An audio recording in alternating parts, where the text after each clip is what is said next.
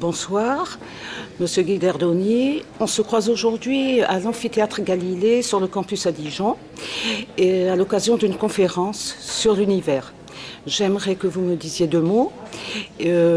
Comment vous avez eu l'occasion de venir et ce que vous avez envie d'en dire avant de vous exprimer devant le public.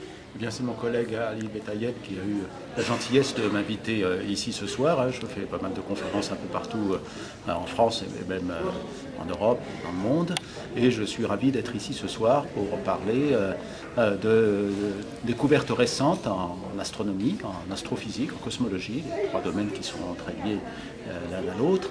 Et j'ai intitulé mon exposé « Une brève histoire de l'univers », ce qui est évidemment un titre un peu général et peut-être un peu vaste. Mais je vais essentiellement parler de deux séries de découvertes récentes. La première concerne les très grandes échelles de l'univers, c'est-à-dire la vision que nous avons maintenant de l'univers dans son ensemble et la complexité que nous voyons émerger de notre vision apportée par l'astronomie. C'est le premier sujet. Et le deuxième sujet, ce sont les découvertes que nous faisons maintenant de planètes en dehors de notre système solaire, ce qu'on appelle des exoplanètes, des planètes qui tournent autour d'étoiles en dehors de notre système solaire, d'étoiles qui ne sont pas le Soleil. Et on se met à trouver maintenant des milliers de planètes comme cela. Et évidemment, ces planètes peuvent éventuellement être dans ce qu'on appelle la zone habitable et avoir des conditions qui pourraient permettre l'apparition de la vie. Donc il y a une grande question philosophique et scientifique de l'humanité qui commence à être abordée par la science. Très bien. Vous avez déjà eu l'occasion de venir à Dijon dans le cadre d'une conférence de ce type? Je crois que c'est la première conférence que je donne à Dijon. D'accord.